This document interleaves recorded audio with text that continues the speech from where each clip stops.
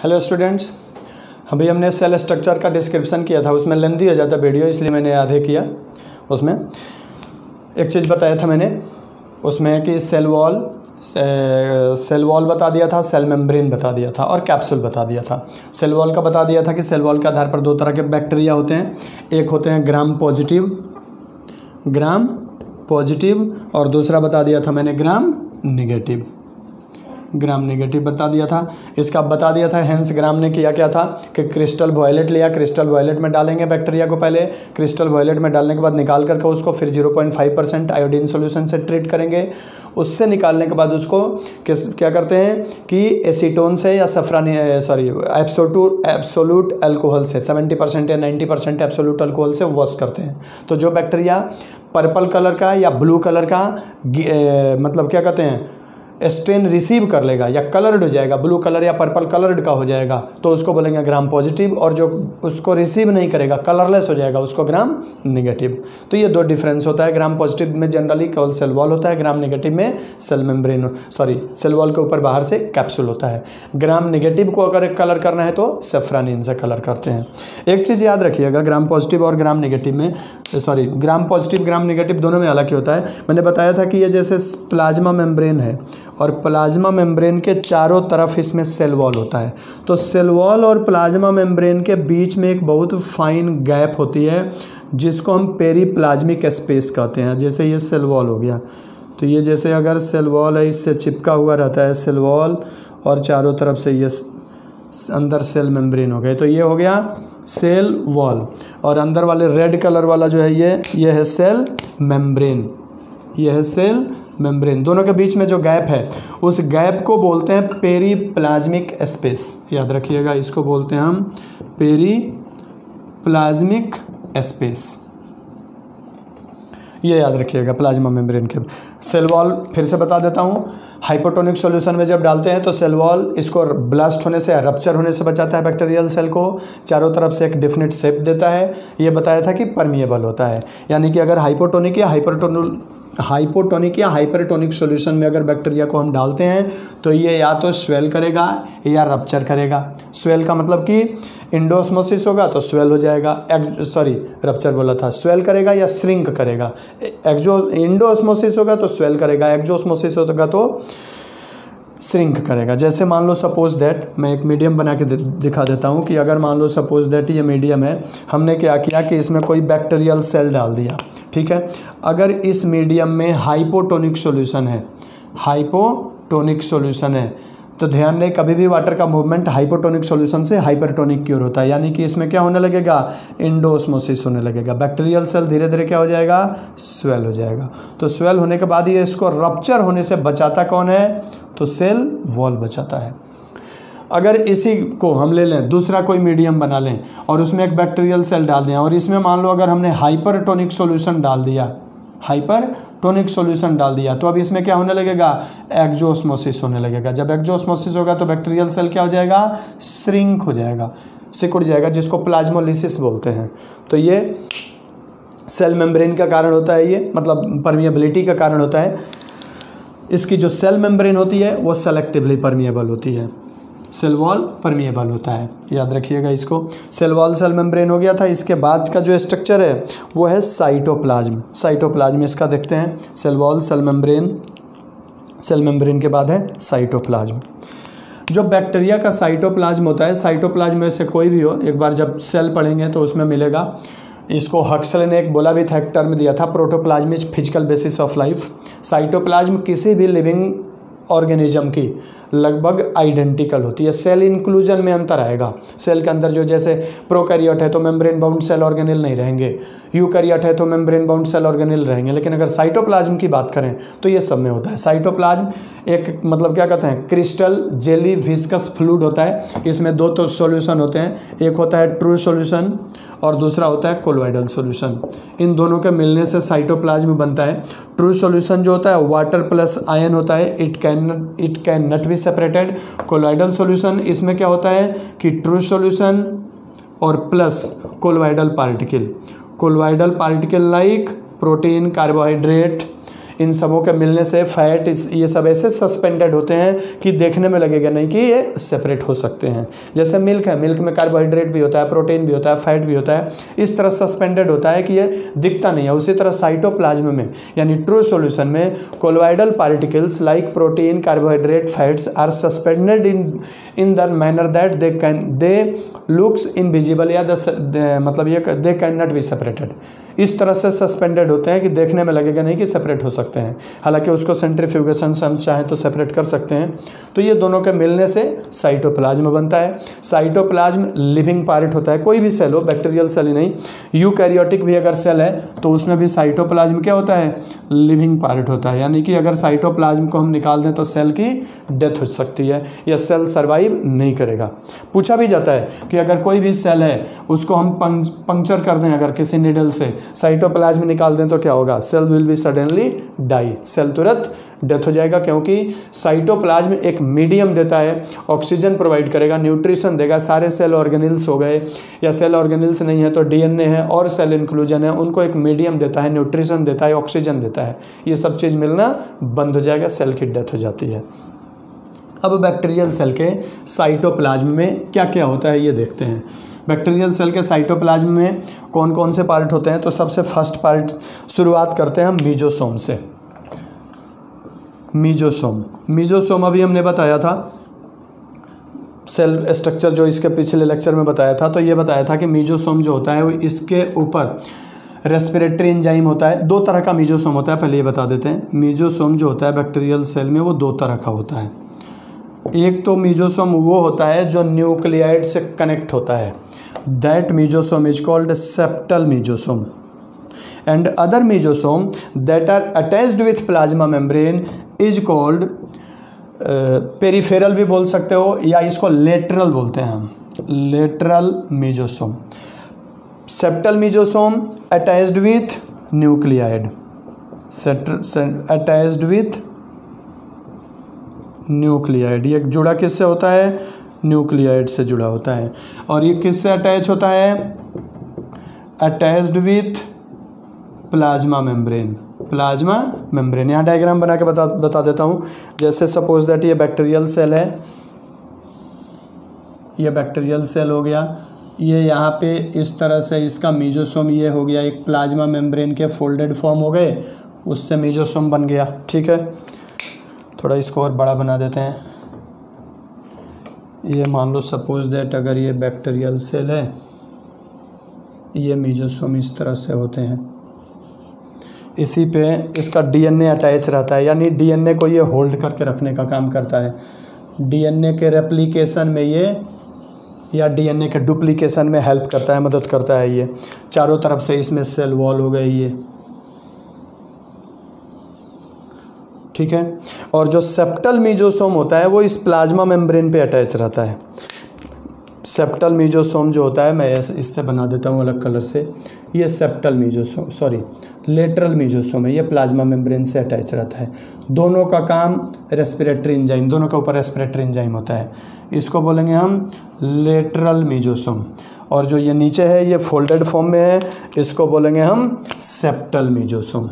ये है septal mesosome, ठीक है, और ये है लेटरल मीजोसोम। तो चारों तरफ होता है, एक ही जगह नहीं होता है, ये चारों तरफ प्लाज्मा मेम्ब्रेन से अटैच रहता है और ऑक्सीडेशन का काम करता है, या ये कह लो कि फूड को ऑक्सीडाइज करके एटीपी बनाने का काम करता है। जो काम हमारे में माइटोकॉन्ड्रिया करते हैं वही काम बैक्टीरिया में मीजोसोम करते हैं। हालांकि ये माना भी जाता है, एक्सेप्टेड है कि इसी का फोल्डेड फॉर्म, यही मीजोसोम, सेप्टल मीजोसोम, बाद में चल के माइटोकॉन्ड्रिया में चेंज हो गए।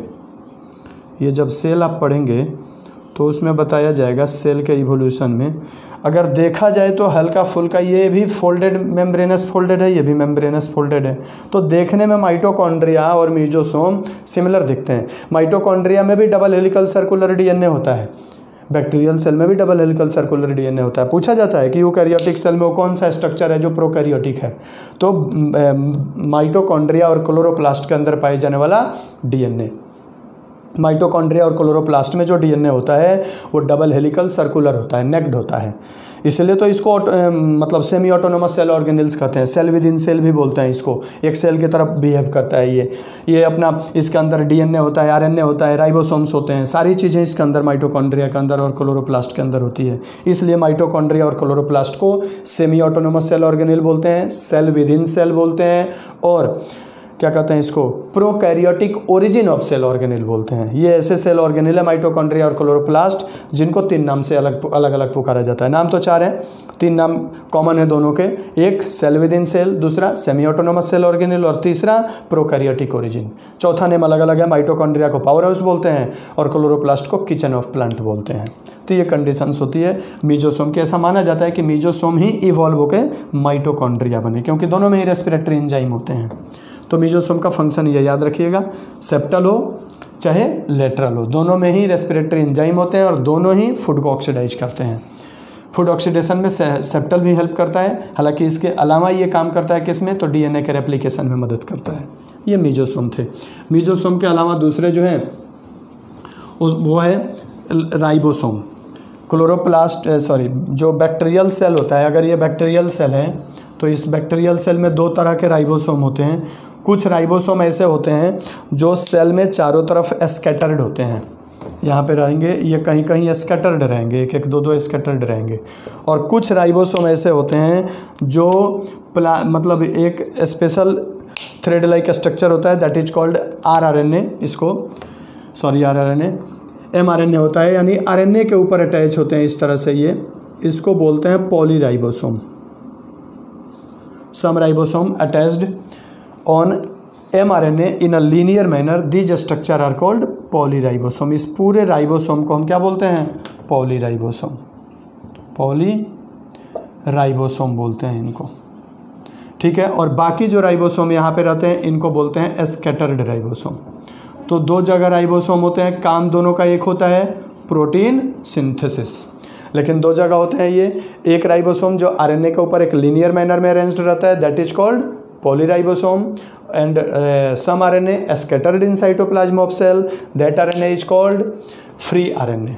तो आरएनए 2 जगह सेल में होता है जो स्कैटर्ड होता है, इनको बोलते हैं हम फ्री आरएनए, ठीक है। And 2 RNA that attached on ribosome mRNA is called polyribosome. तो 2 तरह के राइबोसोम होते हैं। एक्चुअल में अगर राइबोसोम को देखा जाए तो दिखते कैसे हैं, ये देखो। राइबोसोम जो बैक्टीरिया के अंदर राइबोसोम होता है, उसको देखा जाए अगर तो इसके 2 यूनिट होते हैं राइबोसोम के। एक साइंटिस्ट थे जिनका नाम था सीडबर्ग, उन्होंने इसका डिस्कवरी किया था बाद में, पार्टिकल का। हालांकि डिस्कवरी तो इसको पैलेड ने शुरू में किया, पैलेड पार्टिकल कहते हैं, बाद में सीडबर्ग आए। सीडबर्ग ने बोला कि नहीं भाई, राइबोसोम एक नहीं होता है, 2 यूनिट होते हैं, 2 तरह के होते हैं, 70S और 80S। एस उनके नाम के आगे का है Svedberg, S is equal to Svedberg unit बोलते हैं। सेंट्रीफ्यूगेशन कोफिशिएंट, इसको भी सेल में पढ़ाया जाएगा। यहाँ 70S राइबोसोम देख लो, तो जो राइबोसोम होता है वो 70S होता है। उन्होंने ये बताया कि इसके 2 यूनिट होते हैं 70S के, एक छोटा यूनिट होता है और एक लार्जर यूनिट होता है। जो स्मॉलर यूनिट होता है इसको बोलते हैं 30S और लार्जर यूनिट को बोलते हैं 50S। इस 30S इसको काउंट नहीं करिएगा, 30 और 50 80S। 30S जो होता है इसके अंदर कुछ आरएनए होते हैं, उस आरएनए को बोलते हैं हम 16S। और इसके अंदर भी 2 तरह का आरएनए होता है, एक होता है 23S और एक होता है 5S। तो ये इसके सबके पार्ट हैं। ये राइबोसोम से आरआरएनए है, ये ऊपर वाले में है 16S आरआरएनए, इसमें 2 है, एक है 5S आरआरएनए, 5S आरआरएनए, और दूसरा है 23S आरआरएनए, 23S आरआरएनए। तो 2 तरह के आरएनए होते हैं। तो यही बोला जाता है कि 70S के 2 पार्टिकल हो गए, एक होता है 50S और दूसरा होता है 30S। 50S में 2 तरह के आरआरएनए होते हैं, 23S आरआरएनए और दूसरा होता है 5S आरआरएनए,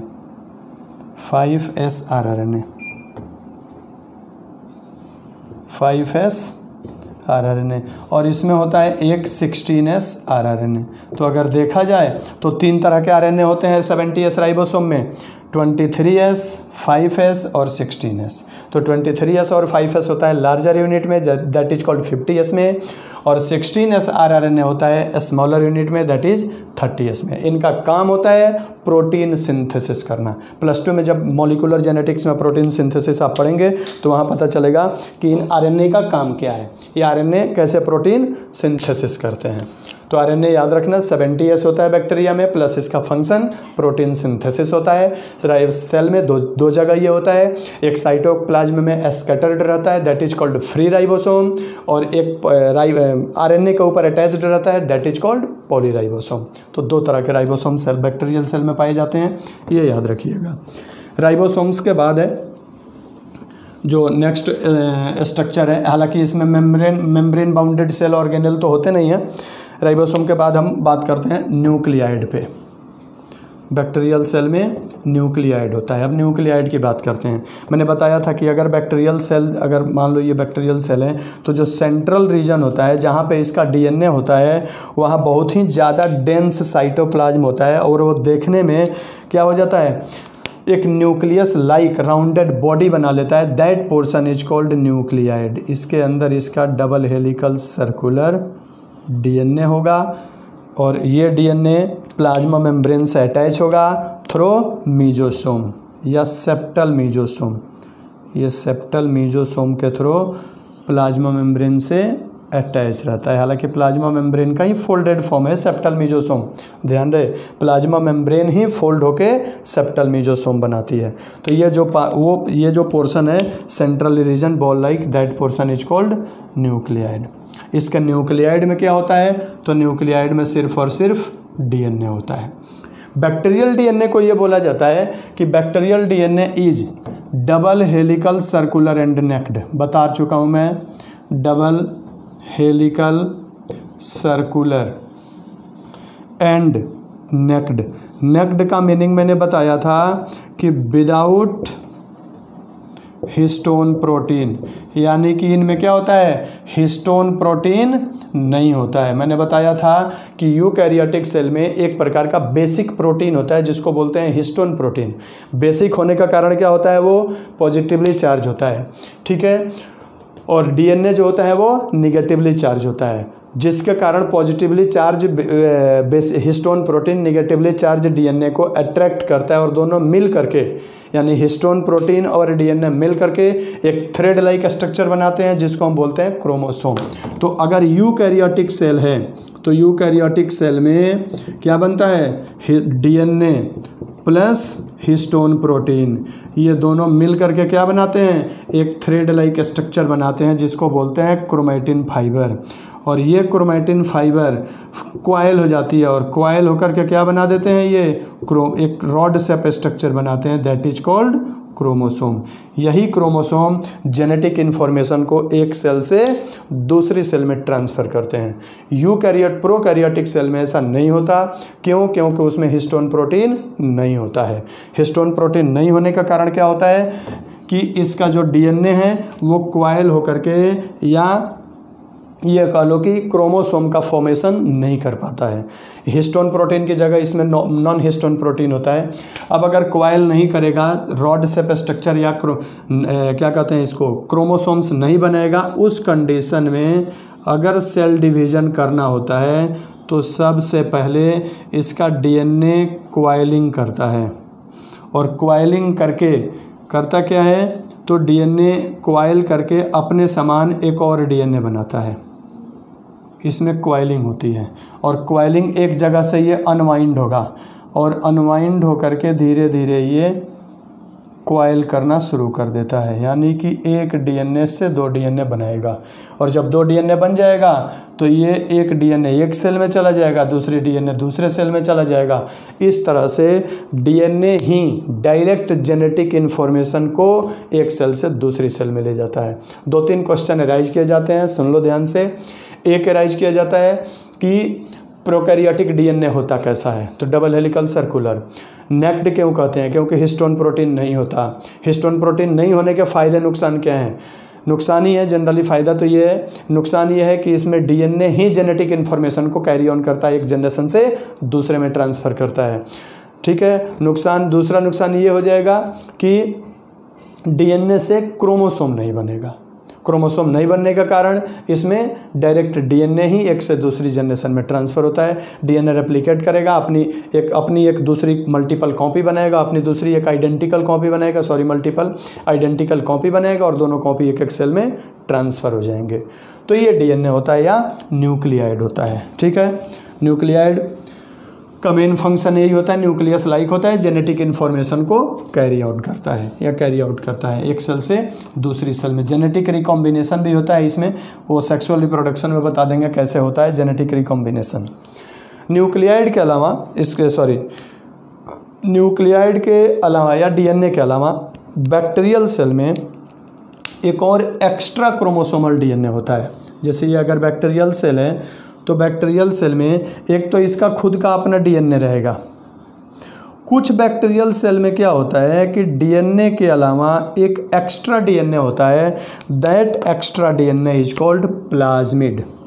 इसीलिए इसको बोलते हैं कि bacterial cell has self replicating extra chromosomal DNA called plasmid. तो बैक्टीरियल सेल में न्यूक्लियाइड के अलावा या डीएनए के अलावा एक एक्स्ट्रा डीएनए होता है जिसको हम क्या बोलते हैं, प्लाज्मिड। जिस तरह इस डीएनए में 1 से 2 बनाने की कैपेसिटी होती है, उसी तरह से न्यूक्लियाइड में भी एक न्यूक्लियाइड से 2 न्यूक्लियाइड बनाने की क्षमता होती है। उस प्रोसेस को बोलते हैं रेप्लिकेशन। ठीक है, तो सेल्फ रेप्लिकेशन का मतलब इसको किसी के ऊपर डिपेंड होने की ज़रूरत नहीं पड़ती है, ये खुद ब खुद अपना रेप्लिकेशन कर लेता है। तो प्लाज्मिड को याद रखिएगा, क्या बोलते हैं, self replicating extra chromosomal DNA, इसको क्या बोलेंगे, सेल्फ रेप्लिकेटिंग। रेप्लिकेटिंग का मतलब 1 से 2 हो जाना। सेल्फ रेप्लिकेटिंग एक्स्ट्रा क्रोमोसोमल का मतलब क्या हो गया, क्रोमोसोम के अलावा, इसलिए इसको क्या बोलते हैं, एक्स्ट्रा क्रोमोसोमल डीएनए। ठीक है, अब इस प्लाज्मिड के फ़ायदे क्या हैं। प्लाज्मिड के फ़ायदे ये होते हैं कि अगर हम इस बैक्टीरियल सेल से इस प्लाज्मिड को बाहर निकाल दें, प्लाज्मिड को बाहर निकाल दिया, बैक्टीरियल सेल खाली हो गया। अब इसको बोलेंगे प्लाज्मिड फ्री बैक्टीरिया। हमने यहाँ निकाल दिया, ये प्लाज्मिड आ गया। ये बैक्टीरिया ऐसा नहीं है कि अब प्लाज्मिड निकाल दिए तो मर जाएगा या सर्वाइव नहीं करेगा या कुछ होगा, कुछ नहीं होगा, नॉर्मल रहेगा। इसलिए प्लाज्मिड को हम बोलते हैं नॉन वाइटल रोल होता है इसका, प्लाज्मिड का। नॉन वाइटल रोल का मतलब कि जिंदा रहने के लिए कोई ज़रूरी नहीं है। ठीक है, अब ये तो बैक्टीरिया के लिए हो गया कि भाई प्लाज्मिड है तो भी कोई बात नहीं, नहीं है तो भी कोई बात नहीं। अब है तो इसको फ़ायदा क्या दिलाएगा ये देखते हैं। एक तो फ़ायदा ये दिलाएगा ये प्लाज्मिड कि जिस बैक्टीरिया में होगा उस बैक्टीरिया में ये एक फैक्टर देता है जिसको हम बोलते हैं फर्टिलिटी फैक्टर। कुछ जिस बैक्टीरिया में रहेगा प्लाज्मिड उसमें एक फैक्टर प्रोवाइड करेगा, उस फैक्टर को बोलते हैं हम फर्टिलिटी फैक्टर। तो इसीलिए जिस बैक्टीरिया में होगा उसको हम बोलेंगे कि फर्टिलिटी फैक्टर प्रेजेंट है, तो उसको बोलेंगे F+। अनदर लैंग्वेज में इसको बोलते हैं हम डोनर। कुछ बैक्टीरिया ऐसे हैं जिनमें ये फर्टिलिटी फैक्टर नहीं है, प्लाज्मिड फ्री है वो बैक्टीरिया, उस बैक्टीरिया को बोलेंगे F- या रेसिपिएंट। कॉन्जुगेशन जब होता है तो F+ जो होता है इसी के अंदर पिलाई होती है, सेक्स पिलाई, वो पिलाई से F- को अटैच कर लेता है, F+ और F-। अब मान लो सपोज दैट ये बैक्टीरिया हो गया F+, इसमें एक प्लाज्मिड है, और दूसरा बैक्टीरिया ऐसा है जिसमें प्लाज्मिड नहीं है तो इसको बोलते हैं F-। अब ये F- और F+ दोनों एक दूसरे के पास आ जाएंगे, और पास आने के कारण इनके बीच में एक ट्यूब बनती है, that is called conjugating tube. अभी ये प्लाज्मिड जो है दोनों में डीएनए है, डीएनए अपना दोनों का रहेगा, इसमें भी बैक्टीरियल डीएनए रहेगा, इसमें भी डीएनए अपना रहेगा। अब ये प्लाज्मिड 1 से 2 बनेगा इसी में, यानी कि इसका प्लाज्मिड का क्या हो जाएगा, रेप्लिकेशन हो जाएगा। रेप्लिकेशन में क्या हो जाएगा, तो एक प्लाज्मिड ये बन गया, एक प्लाज्मिड और बन गया। अब ये दूसरा प्लाज्मिड आ जाएगा इधर, ये प्लाज्मिड इधर ट्रांसफ़र हो गया। अब उसके बाद ये कॉन्जुगेटिंग ट्यूब यहाँ से टूट गई, F प्लस किस में चेंज हो, F माइनस किस में चेंज हो गया, F प्लस में चेंज हो गया। तो इसको बोलते हैं कंजुगेशन, यानी कि जिसमें फर्टिलिटी फैक्टर होगा वो जिसमें नहीं होगा उसको फर्टिलिटी प्रोवाइड करेगा। इसको जेनेटिक रिकॉम्बिनेशन बोलते हैं। यानी कि बैक्टीरिया में सेक्सुअल रिप्रोडक्शन तो नहीं होता, पैरासेक्सुअल साइकिल बोलते हैं, आइडेंटिकल टू सेक्सुअल रिप्रोडक्शन। तो ये कंडीशन होती है। तो वो प्लाज्मिड जिसमें फर्टिलिटी फैक्टर होती है उस तरह के प्लाज्मिड को बोलते हैं हम एफ प्लाज्मिड। जिसमें फर्टिलिटी फैक्टर होती है जिस प्लाज्मिड में, उस प्लाज्मिड को क्या बोलते हैं हम, एफ प्लाज्मिड। तो फर्स्ट जो प्लाज्मिड का टाइप है वो है एफ प्लाज्मिड, ठीक है। अब देखो, या fertility factor plasmid, fertility factor plasmid इसको बोलेंगे। अब आगे देखो, दूसरा काम क्या करेगा कि कुछ प्लाज्मिड ऐसे होते हैं जिनमें रेजिस्टेंट कैपेसिटी होती है, डिजीज रेजिस्टेंट कैपेसिटी होती है। डिजीज रेजिस्टेंट का मतलब क्या हो गया कि इसके अंदर से मैंने बताया था कि कुछ बैक्टीरिया, जैसे मान लो ये बैक्टीरियल सेल ए हो गया, ये बैक्टीरिया ए हो गया, ठीक है। इसने कुछ केमिकल रिलीज किया, ये क्या रिलीज हो रहे हैं, केमिकल्स रिलीज हो रहे हैं। अब ये केमिकल्स ऐसे होते हैं कि इसके पास कुछ पर्टिकुलर बैक्टीरिया, जैसे मान लो बी हो गए, सी हो गए, डी हो गए, इन बैक्टीरिया को आने नहीं देगा। अगर ये आएंगे तो मर जाएंगे। बैक्टीरिया, सम बैक्टीरिया secrete या synthesize a specific chemical that prevent or inhibit the growth of other bacteria. That chemicals are called antibiotics. Anti means against, biotic means animal. यानी कि कुछ बैक्टीरिया दूसरी बैक्टीरिया के खिलाफ कुछ ऐसे केमिकल रिलीज करते हैं जो अनदर बैक्टीरिया को ग्रो होने या सर्वाइव होने नहीं देते हैं। That chemicals are called antibiotics. अब क्या हो सकता है कि मान लो अगर ये बी हमारे में डिजीज कॉज कर रहा है, तो जो ये ए ने सीक्रेट किया, ये बी ग्रो नहीं कर रहा है, तो इसी केमिकल को हम अपनी बॉडी में इस बैक्टीरिया को या इस बैक्टीरिया के ग्रोथ को रोकने के खिलाफ यूज कर सकते हैं। हमें पता है कि भाई बैक्टीरिया ए ने सीक्रेट किया था केमिकल, उसमें बी सी डी मतलब ग्रो नहीं हो सकते, उनको इनहिबिट कर सकता है, किल कर सकता है, डिस्ट्रॉय कर सकता है। तो अगर इन तीनों में से कोई भी हमारे बॉडी में डिजीज कॉज करेगा तो हम इसके द्वारा बनाए गए केमिकल को हम अपनी बॉडी में यूज कर सकते हैं। तो इसी को हम बोलते हैं एंटीबायोटिक। ये क्या करेगा, इस बैक्टीरिया में जिसमें रहेगा उसको रेजिस्टेंट प्रोवाइड करता है या रेजिस्टेंस बनाएगा, जिसके कारण दूसरी बैक्टीरिया इसकी तरफ क्या कहते हैं, एक तरह से अटैक नहीं कर सकते, एक तरफ इसके ऊपर कोई मतलब क्या कर सकते हैं, अटैक नहीं कर सकते, फैगोसाइटोसिस नहीं कर सकते, नहीं होता है कि इसके ऊपर उंगली नहीं उठा सकते। ये बैक्टीरिया में हिम्मत नहीं है कि इसकी तरफ आ जाए। क्यों? क्योंकि ये केमिकल रिलीज कर रहा है। तो वो बैक्टीरिया, वो प्लाज्मिड जो बैक्टीरिया को क्या करता है, किसी दूसरी बैक्टीरिया के खिलाफ रेजिस्टेंस प्रोवाइड करता है या केमिकल रिलीज करता है, that plasmid is called R plasmid. या इसी तरह के प्लाज्मिड को हम क्या बोलते हैं, रेजिस्टेंस प्लाज्मिड बोलते हैं, रेजिस्टेंस प्लाज्मिड बोलते हैं। तो ये प्लाज्मिड होता है, अभी यूज भी बताएंगे प्लाज्मिड का। इसके बाद थर्ड जो होता है, कुछ बैक्टीरिया के अंदर जो प्लाज्मिड होता है वो टॉक्सिन रिलीज करता है, कोलीटॉक्सिन उसको बोलते हैं, टॉक्सिन रिलीज करता है। वो टॉक्सिन दूसरे अदर एनिमल को किल करता है या डिस्ट्रॉय करता है, ताकि बैक्टीरिया आसानी से उस रीजन में ग्रो कर सके, उसको ग्रो होने के लिए कोई कमी ना महसूस हो। और उस तरह के प्लाज्मिड को हम क्या बोलते हैं, कोल प्लाज्मिड बोलते हैं या कोलिसिनोजेनिक प्लाज्मिड बोलते हैं, कोलिसिनोजेनिक प्लाज्मिड बोलते हैं। तो प्लाज्मिड के यही तीन टाइप्स होते हैं, F plasmid, R plasmid, Col plasmid. +2 में एक बायोटेक्नोलॉजी चैप्टर है, उसमें सबसे ज़्यादा यूज जो है वो आर प्लाज्मिड का दिया हुआ है। इसको ये बोलते हैं, हमारी टेक्नोलॉजी जब आई तो बायोलॉजी को इंफॉर्मेशन टेक्नोलॉजी से जोड़ दिया और उसी को बता दिया बायो इन्फॉर्मेटिक्स। बायोलॉजी में जो टेक्निक आ गए, बहुत सारी टेक्नोलॉजिकल चीज़ें आ गई, तो उसी को हम बायोटेक्नोलॉजी कहते हैं। तो बायोटेक्नोलॉजी आज इतनी ज़्यादा एंटीबायोटिक्स मेडिसिन्स बन रही हैं, इतनी ज़्यादा दवाएं बन रही है, वो बायोटेक्नोलॉजी की देन है। नहीं तो पहले लोग मलेरिया से, टीबी से, लेप्रोसी से, मतलब छोटी छोटी बीमारियों से मर जाते थे। क्यों? क्योंकि हमारे पास टेक्नोलॉजी नहीं थी, हमारे पास दवाएं नहीं थी। आज हमारे पास मेडिसिन बन गई। हाँ, एक चीज़ और भी हुआ, मेडिसिन जितनी हाई क्लास की बन गई उससे भी हाई क्लास की बीमारियाँ आ गई। जिस तरह से पहले छोटे छोटे बीमारी, उस समय वही बीमारी बड़ी होती थी, आज वो बीमारी ख़त्म है नहीं। आज टीबी मीन्स नथिंग, टीबी 3 महीने का इलाज कराओ सही हो जाता है। इसके अलावा क्या बोलते हैं, मलेरिया कुछ नहीं है। मलेरिया के अलावा क्या कहते हैं, इसमें टीबी हो गया, मलेरिया, लेप्रोसी कुछ नहीं है। पहले इन चीज़ों से लोग मर जाते थे। आज जिससे मर रहे हैं उसकी जब दवा खोज ली जाएगी, हो सकता है इससे भी भयंकर कोई बीमारी सामने आ जाएगी। तो ये कंडीशन है। तो जितनी आज मेडिसिन बनी है due to discovery of biotechnology, और बायोटेक्नोलॉजी में सबसे ज़्यादा रिवोल्यूशन, ये +2 के टॉपिक है, +2 में डिटेल इसको पढ़ाएंगे। Old biotechnology, modern biotechnology. Biotechnology में जो रिवोल्यूशन आया, सबसे ज़्यादा बायोटेक्नोलॉजी में डेवलपमेंट जो आया वो प्लाज्मिड की डिस्कवरी के बाद आया। विलियम हेस और जोशुआ लीडरबर्ग ने इसकी डिस्कवरी किया था। ये +2 में डिटेल इसको पढ़ेंगे हम बायोटेक्नोलॉजी चैप्टर में।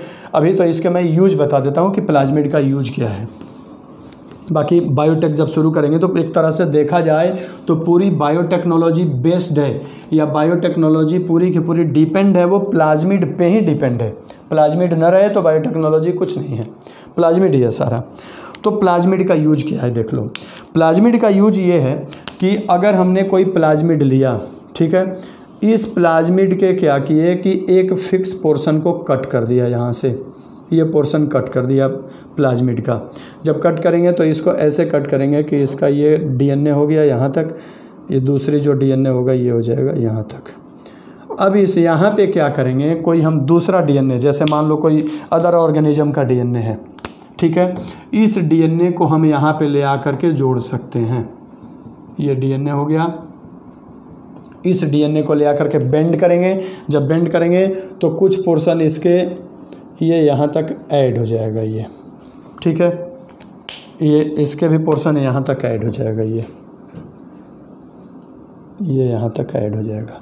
अब तो अगर ये मान लो डीएनए हो गया, ये प्लाज्मिड हो गया, हमने प्लाज्मिड कट कर दिया था। अब ये दोनों को ले आ करके हम यहाँ पे क्या कर सकते हैं, जोड़ सकते हैं। और जब जोड़ देंगे तो ये एक नया डीएनए बन जाएगा, that is called recombinant DNA. इस तरह के डीएनए को हम क्या बोलेंगे, रिकॉम्बिनेंट डीएनए बोलेंगे। अब इस डीएनए को लेकर के हम किसी अदर ऑर्गेनिज्म में ट्रांसमिट कर सकते हैं। अब ये डीएनए बन गया, एक नया डीएनए बन गया। हमने जो ये जीन डाला है, सपोज दैट डीएनए का फ्रेगमेंट डाला है, डीएनए के फ्रेगमेंट को हम अदर लैंग्वेज में क्या बोलते हैं, जीन बोलते हैं। ये ट्रांसफ़र कर दिया। अब इस प्लाज्मिड को हम जिस बैक्टीरिया में डालेंगे या जिस सेल में डालेंगे, उस सेल में ये जीन जा कर के एक्टिव हो जाएगा, और एक्टिव हो जाएगा प्रोटीन सिंथेसिस करना शुरू कर देगा। अगर हमने उस प्लाज्मिड को यहाँ पे ले आके डाल दिया जहाँ पे ये रेजिस्टेंस जीन है, तो ये क्या करेगा, अब यहाँ पे अपना प्रोटीन सिंथेसिस शुरू कर देगा। इसका बेस्ट एग्जांपल है, आज जो डायबिटीज़ होता है, तो डायबिटीज़ में लोग इंसुलिन का इंजेक्शन लेते हैं, ठीक है। कब लेते हैं, ये जब फिजियोलॉजी पढ़ाया जाएगा, ह्यूमन फिजियोलॉजी पढ़ोगे तो उसमें मिलेगा कि इंसुलिन, हालांकि डायबिटीज़ शुरू में नहीं लिया जाता है, इंसुलिन एडिक्शन होता है, एक बार इंसुलिन ले लिया तो बार बार लेना पड़ेगा, इसलिए अवॉइड करते हैं लोग इंसुलिन लेने से। लेकिन अगर इंसुलिन की ज़रूरत है तो शुरू में इंसुलिन स्लॉटर्ड काऊ और पिग, यानी कटे हुए गाय और सुअर से निकाले जाते थे। कई हिंदू और मुस्लिम इसलिए नहीं लेते थे, हिंदू नहीं लिए भाई गाय का है, मुस्लिम नहीं लेते थे कि पिग का है। अब हम अमेरिकन एक कंपनी जिसका नाम है इली लिली, उसने क्या किया, एक नई टेक्नोलॉजी डेवलप किया। उस नई टेक्नोलॉजी में क्या किया कि हमारे इंटेस्टाइन में पाए जाने वाले एक बैक्टीरिया है जिसका नाम है ई कोलाई, एस्चेरिचिया कोलाई। क्या किया इस कंपनी ने कि प्लाज्मिड निकाला। प्लाज्मिड निकाल करके हमारे पैनक्रियाज से, लिविंग किसी मतलब जिंदा मनुष्य के पैनक्रियाज से क्या किया, उस जीन को निकाला जो इंसुलिन बनाती है, उस जीन को निकाला जो इंसुलिन बनाते हैं। उस जीन को इस प्लाज्मिड में डाल के, इस प्लाज्मिड को डाल दिया किस में, ई कोलाई में, और इसको कल्चर में डेवलप कर दिया। जब कल्चर में डेवलप किया तो इस ई कोलाई से क्या बनने लगा, इंसुलिन बनने लगा। तो इली लिली कंपनी ने सबसे पहले जो इंसुलिन बनाया, सिंथेटिक इंसुलिन, उसका नाम दिया ह्यूमेलिन। पेटेंट है आज इसके पास इंसुलिन का, जिसको ह्यूमेलिन कहते हैं। तो अब जो इंसुलिन आता है वो बैक्टीरिया से बनवाया जाता है, ई कोलाई से बनवाया जाता है, प्लाज्मिड की सहायता से जीन डाल दिया। अगर किसी प्लांट में डिजीज रेजिस्टेंट कैपेसिटी नहीं है तो डिजीज रेजिस्टेंट का जीन निकालेंगे किसी दूसरे प्लांट से, उस जीन को लेकर के इस प्लाज्मिड में डालेंगे, उस प्लाज्मिड को उस प्लांट में ट्रांसफ़र कर देंगे, उस प्लांट में रेजिस्टेंट जीन आ जाएगा। तो आज के डेट में एक ऑर्गेनिज्म के डीएनए को या जीन को दूसरी ऑर्गेनिज्म में ट्रांसफ़र करने के लिए जिसका यूज किया जाता है दैट इज़ प्लाज्मिड। इसलिए बोलते हैं कि प्लाज्मिड बायोटेक्नोलॉजी का बैकबोन है। बायोटेक में सबसे ज़्यादा अगर कुछ यूज होता है तो वो है प्लाज्मिड। तो ये प्लाज्मिड की कहानी है। प्लाज्मिड वाइडली यूज्ड होने वाला, इस समय सबसे ज़्यादा यूज होने वाला बायोटेक में मतलब एक तरह से कंपोनेंट है बायोटेक का, और ये आज के बैक्टीरिया में ही होता है, बैक्टीरियल प्लाज्मिड ही। तो ये प्लाज्मिड है। प्लाज्मिड आज के डेट में वाइडली यूज होने वाले मतलब क्या कहते हैं कंपोनेंट है बैक्टीरियल सेल का।